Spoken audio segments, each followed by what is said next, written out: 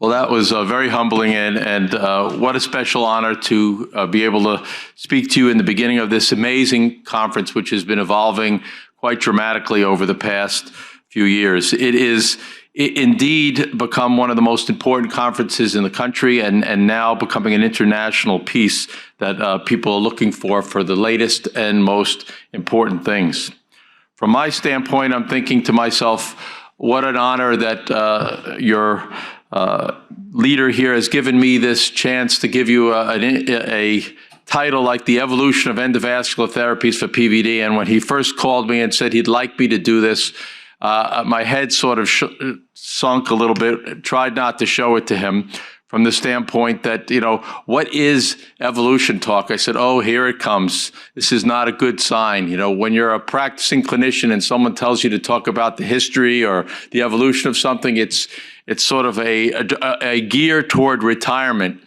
In endovascular, it's kind of like, well, I should get up there and give you that old endovascular talk. In the beginning, we used snake oil to fix all peripheral vascular disease, and then the scalpel came in, and stents evolved from there, and this would be just such an exciting, interesting talk.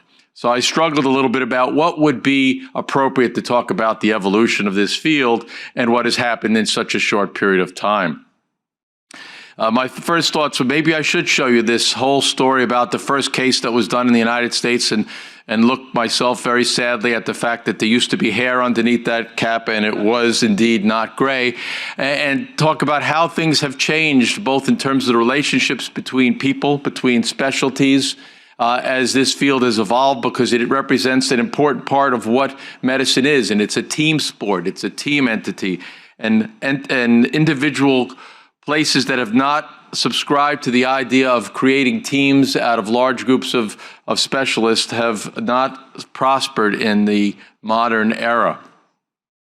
Then I thought maybe I would show you some incredible cases. I'd say, look at this amazing case in the typical fashion of an endovascular. Let's say a patient comes in the middle of the night with this ruptured arch aneurysm, and I tell you about how fascinating it was to do all kinds of unusual things to save this patient's life, and place a series of parallel grafts into the arch vessels, reconstructing the aorta, and really tell you how amazing it was and show you another amazing case. But sadly, I didn't do that case. It was done by one of your co-moderators who will be up here soon telling you about exciting things happening in the aortic world. And he went on to save this patient's life and send her home. Dr. DeLuzzo, together with Dr. Hahn, went on to save this patient's life, send her home for Mother's Day to enjoy another year of comfortable life after a minimally invasive approach. I thought maybe I would show you about how back in the early 1990s we did fenestrated grafts, and we took back table reconstruction of devices because there were no devices back in the early 90s, so everything had to be custom made. And here's a fenestrated graft being made on the back table, being cut so it could carefully be sized and positioned to support the superior mesenteric artery, and a similar graft for the renal arteries. But then again, I didn't do that case either. That was done by Rami Tadros, who's another one of your lecturers here at this important symposium, and really did an amazing amount of incredible work, both to build those technologies, but also to develop a practice that has now drawn in patients from all over the country. As I look at the rest of endovascular, I said, maybe I should show you this case. See, this poor lady, she has this, one surgery here, another surgery here, a third surgery here, a fourth surgery here, a fifth surgery here, and a bunch of radiation therapy. And what does she get in reward for all that surgery? A wonderful aneurysm, pseudoaneurysm of the carotid artery sitting high up in the neck, far out of easy reach from the surgical intervention if were one to reapproach this neck for the sixth time. So I'd show you these pictures. Here's the CT scan showing this large carotid aneurysm that we would normally need to sublux the jaw and really get high access with a high risk of stroke on. And then maybe I'd show you some fancy cath lab-based images that show this unpleasant aneurysm filled with thrombus, which is showing the filling defects on this angiogram, and then the placement of a stent and its alignment and eventual ultrasound in the recovery bay showing full exclusion of the aneurysm and reconstitution of the carotid artery. But you know what's coming yet. Another one of your presenters is the author and person who was responsible for this case. So we're going through all this endovascular stuff that I'm supposed to have evolved, and it has evolved, but it's involved in the hands of amazing people who will be responsible for leading many of the talks that we'll be discussing in this conference over the next 2 days. Finally, there's always that one that I spent my life in. The beginning of my career, all it was limb-threatening ischemia. And I often quote the fact that in my first year of practice, I did 370 distal bypasses, tibial bypasses on 25 patients in that first year of my career. But here's a patient who comes in with a total occlusion of the superficial femoral artery at its origin, one of those nasty ones where it's right at the origin and you can't really get a good purchase without potentially compromising the profunda, but reconstitutes in above the popliteal where we would normally take this to the OR. And here it is, after placing some drug-eluting stents, which represent the cutting edge of technology today, where we're able to pharmacologically manipulate the intimal hyperplastic response inside of stents today with reconstitution. And here it is. The author of that particular procedure was our very own program director and really the person who conceptualized this conference, which has grown to be such an important thing. Dr. Prakash Krishnan. So here we are seeing this amazing evolution in carotid disease, in aortic disease, and peripheral vascular disease. Much of it is going to be presented over the next 2 days by the people who are really making history and really changing the future of what's happening in this specialty. For my final points, I want to talk to you about 3 areas, and it'll give you a prediction of what I think is going to happen over the horizon over the next 5 years. First, we will continue to see critical limb ischemia. Patients like this fortuitously are decreasing in numbers. If we look at the number of patients with diabetic foot ulcers that are presenting to our hospitals today compared to 30 years ago, the number has come down, and that's largely because of a great effort that's gone on to manage diabetes in a more aggressive way, foot hygiene, and training of patients with diabetes about early response to foot issues. That being said, we still see them, and we see them regularly on a daily, weekly basis at every major medical center across this country and around the world. I'd like to say that we would get back to this very elegant operation. I know many of you look at this with disdain, but the idea of taking a saphenous vein and attaching it to the common femoral in this elegant small incision and inserted it into the tibial arteries was the standard of practice, but this has indeed evolved away. The conversations about endovascular first are real and definitive and are going forward. While there are a number of important studies out there that have suggested that a consideration to what happens when failed endovascular interventions occur and how we might respond to them with an open surgical or a repair and how that might be compromised by this, those discussions are limited. And I can give you with good assurances that endovascular repair for peripheral vascular disease and occlusive disease of the lower extremities, both with drug-eluting stents and balloons, new and advanced recanalization devices, atherectomy, which seems to come and go, but with drivers like Dr. Sharma, who have never given up the atherectomy construct, we're seeing more and more of that actually have a special place, particularly with re-interventional therapies that are occurring. So endovascular first is indeed the dominant approach and probably the standard of care across the nation and around the world now for peripheral vascular disease of the lower extremities and should be considered as such.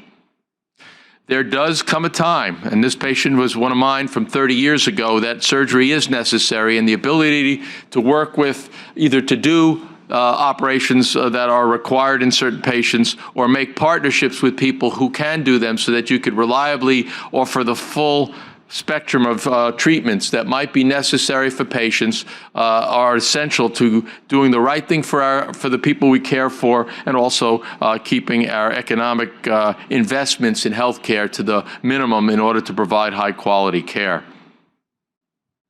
In the area of cerebral vascular disease, we're also going to see some transitions. Whilst we thought for a while that carotid interventions with angioplasty and stenting would fully replace surgical intervention, that doesn't seem to be the case, and the reasons for this are multifactorial. That being said, Today and going forward in the next few years, there are few people who would dispute that the standard of care for cerebral vascular interventions for patients who have had previous operations, who have irradiated necks, who have very high lesions inside the carotid approaching the petrous portion of the skull, these patients should be treated when clinically indicated with an interventional approach. The issue of asymptomatic disease, which is probably the most hot topic right now, is evolving quite rapidly and will probably give way to a better understanding of how we might pharmacologically manipulate the atherosclerotic process and manage these patients without intervention. And a lot of that data will come down the road within the next 2 to 3 years. In the aortic spectrum, we see a number of exciting things that are continuing to happen. Clinical trials are ongoing now with devices that can manage the ascending aorta, particularly in the setting of acute type A dissection. Everyone in this room has probably been a part of a team that has seen that 86-year-old patient come into the emergency room at 2 o'clock in the morning with an acute type A dissection, and everybody's wringing their hands as to how we're going to manage that outside of surgery in a patient who will unlikely survive that intervention. While the data is quite new, we don't have really knowledgeable about this because this is a complex area of the aorta to reconstruct, particularly with the complexity of the dissections that occur in the ascending aorta. Suffice it to say that early clinical trials are ongoing now, and there has been some favorable experience. The transverse arch is also being evolved into an endovascular first approach. There are at least 6 devices now coming down the pike that are in clinical trials here and in Europe to look at this. I throw this up here because this is the Inoue graft, which was introduced in the early 1990s into Kyoto, Japan, and was the first arch reconstruction device even considered for endovascular repair, an incredibly progressive thing, particularly in the early 1990s. But many of the challenges that Dr. Inoue and his colleagues had then continue to be present today when we manipulate extensively in the transverse arch. The risk of embolization into the carotid arteries and into the cerebral circulation is significant and problematic. And as such, devices that can handle, manage, and contain that problem will be essential. On the descending thoracic aorta, there are a few people who would dispute that at the present time, the standard of practice should be an endovascular first approach. There are a few cases that will not respond when localized to the descending thoracic aorta to a tubular endoluminal stent graft prosthesis, and this is the first line treatment in most places around the world. Very rapidly, things are changing in the thoracoabdominal segment here. This is probably the first true branched graft that will hit the general market for use that doesn't require extensive measurements and complex calculations to deploy. And it indeed has separate grafts that will bridge the space between the aneurysm and the visceral arteries. Fenestrated grafts, which we're using, are more appropriate for very short infrarenal neck aortic disease, but this will allow us to actually manage those true aneurysms that extend up and include the visceral segment of the aorta. In the infrarenal aorta, right now, between the iliacs, bifurcation systems, and the multitude of infrarenal grafts available, this is now the standard of practice with close to 85 and maybe even many places 90% of patients with infrarenal aneurysms being treated with an endovascular approach as the standard of care. I suspect that this will evolve with the exception of very rare patients that have problems associated with access or other anatomic variations. This will become the standard of practice for virtually all patients with this disease. What about other areas? Well, we're seeing rapid changes in the genetics and genomics area as it relates to vascular disease, a better understanding of what causes peripheral vascular disease at all levels, and also how to predict the severity on the basis of how environmental factors might interact with genetic predispositions in terms of variants in the genetic within the genome. So over the next 5 years, we're going to see a tremendous amount of growth in our understanding of how we can use these tools to both predict which patients will be at particular risk for a variety of peripheral vascular disease elements, as well as looking at these tools to identify new therapeutics that will allow us to treat this disease in a more effective way. If Venous disease, I've never seen a growth of any disease like I've seen in venous disease.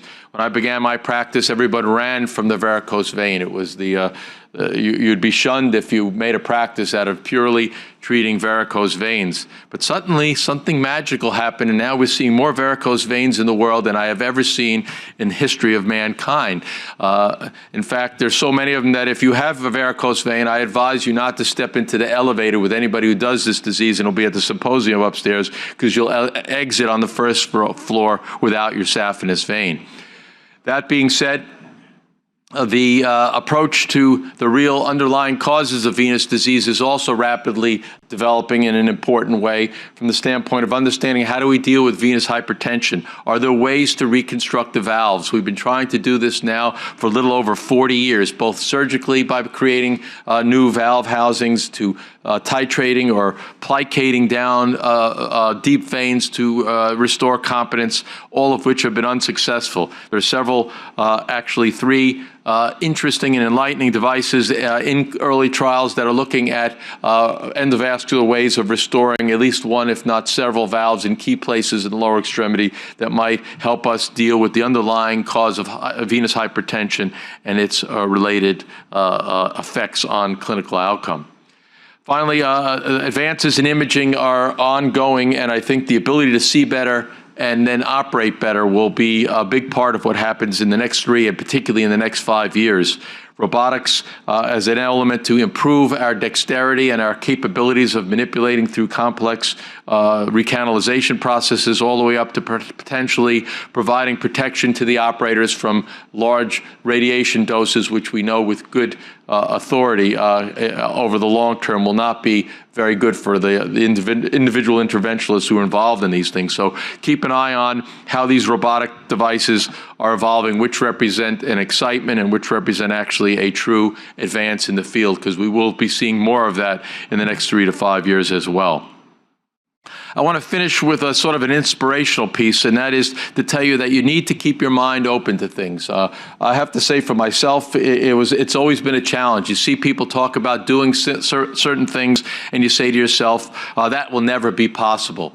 No one will ever be able to do that with a minimally invasive approach or endovascularly. I show you this because this was shown to me in 1991 by a Yugoslavian interventional radiologist, and it was a phenomena that I just couldn't even imagine could be done. So he developed a device which would allow him to insert a cage into the ascending aorta to potentially act as a percutaneous valve. He developed an annulus which had a fiber or a Dacron coating on it to make it soft, and this annulus would be inserted just in the appropriate position in the ascending aorta and then fixed into position with the presence of this self-expanding stent device, which would form a contained cage apparatus. And when he showed me this, it was like, there's just no way.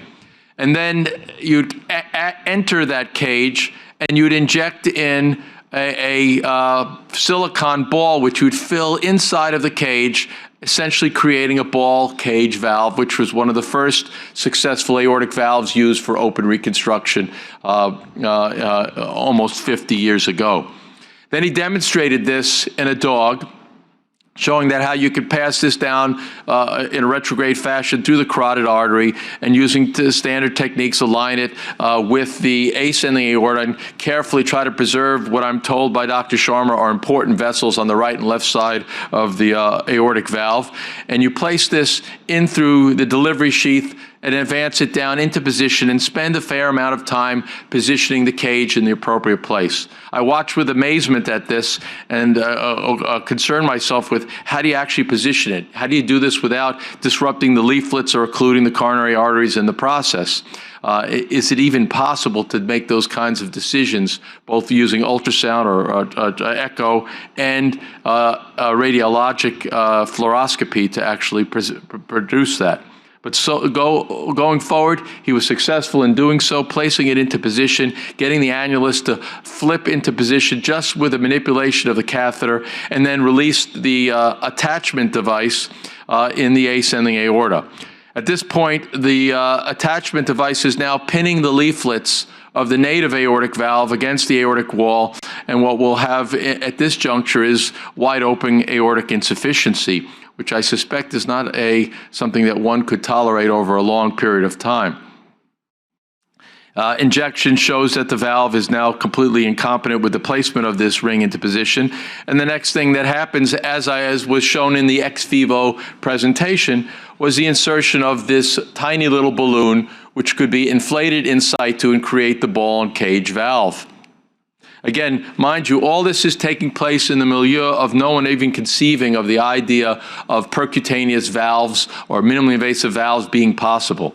An injection of the valve, filling it up just enough so you see the appropriate transit inside of the cage mechanism, allowed presentation of competency to this aortic valve, which obviously would need to be disconnected from the catheter and then prove the competency proven by an injection of fluoroscopic injections. You notice, you see the transit, you can almost imagine it's now moving up against that fiber annulus, and you now have complete competence of the aortic valve. Again, today we do this standard. This is a standard of practice, and we're expanding its application to patients of all sorts who need aortic valvular reconstruction. But imagine, this is 1992 that it was published, and 1989 that it was first invented. Look how many years it takes to evolve both the technology to a point where it has the durability necessary to work, but also the trust and belief of all of you and all practitioners out there to actually embrace new technology. So in my final words to this evolving concept of endovascular therapy, keep your minds open to the new things that are presented out there. Be discriminating as it relates to what works and what doesn't work, and choose only those, obviously, that work for your patient in the appropriate way with good clinical equipoise as our guidance. Thank you again, Dr. Krishnan, for this incredible opportunity to be a keynote speaker in this forum, and also congratulate you and all of your team for creating one of the most powerful and important meetings I've seen put on in the past 30 years. Thank you.